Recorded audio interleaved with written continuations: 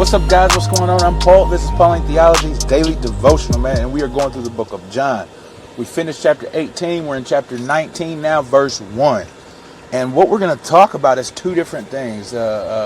Between today and tomorrow, we're going to talk about some ways that Jesus suffered on our behalf. And today we're going to talk about his physical suffering. It's not super deep, the words of John, but from understanding some of the things that happened and how they did stuff, we can take a gander at the pain that Jesus had to go through for our behalf. So when I read this earlier, man, my heart it's kind of fell because of the things that they did to our Savior, And we do the same thing when we it's our sin, because it's our sin that caused this to happen. And just to think about the love and the care and that Jesus has for us is just, this is a window into looking into that. So if you haven't read it yet, go ahead and stop the tape, check it out, see what it has to say. It's 19:1. If you have read it, man, let's go ahead and get into it, man. What's going on? Well, we know that Jesus has gone through the trial phase, and Pilate said he'd found no error in the man, that he was faultless one, and so with other with other gospels, when we look at them together, we see maybe a reason and insight as to why Pilate's about to do what he's about to do. Because in Luke it says that he is trying to appease the leaders of the Jewish people, man, and then he was going to let Jesus go. It's kind of justifying his actions. That's what we do, right? We try and justify our actions. And so he goes and he flogs Jesus, man. Jesus is physically beaten with a whip by the Roman cohort.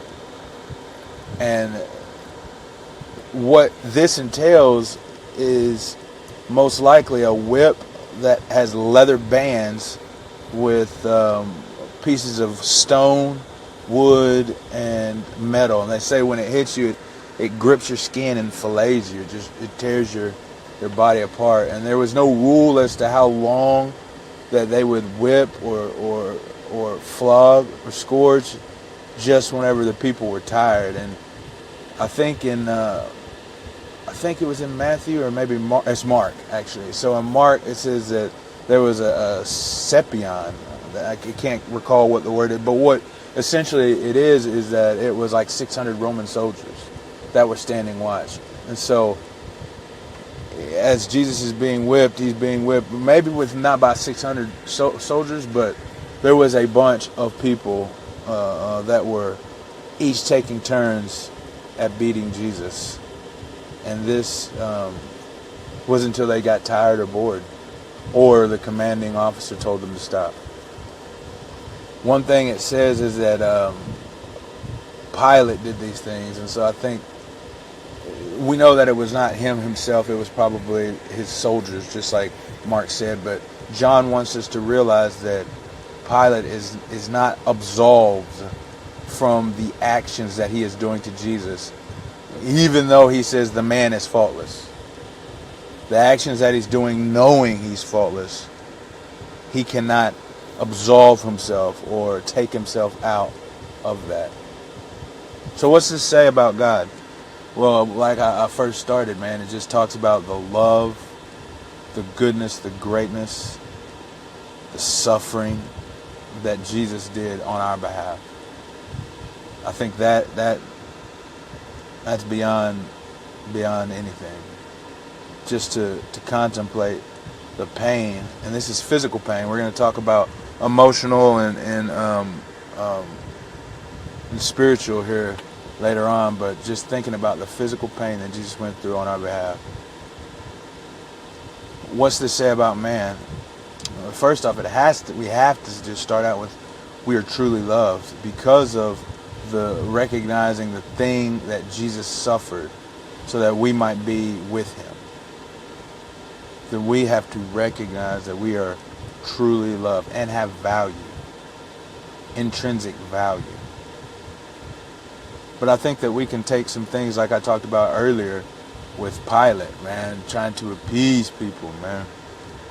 still on his own agenda, still trying to do his own thing.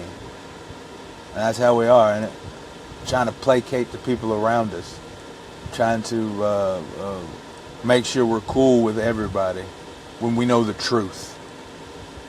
But then also, as far as non-Christians go, if you're listening to this and you don't know Jesus, man, and you're seeing as we're going through this gospel who he is, recognize the truth and then act towards it. Because Pilate, even though he knew the truth of Jesus, he acted contrary to it. But we, not only as Christians, or not only non-Christians though, if you're watching this, but as Christians as well, is that when we know the truth, how are we acting to it? How do we apply these truths to our lives, man? Well, knowing the love that God has for us and recognizing that we are loved, let's live like it. Let's live like it. Today, go out and share that love that you know that you have received from Jesus. Take the time today to share that with someone. Take the time today to sit down, contemplate, and know that you are loved. Let that resonate in you to relieve you from whatever fears and anxieties and troubles that you're having. Hey, I appreciate you guys for listening. I'll see you in the next episode.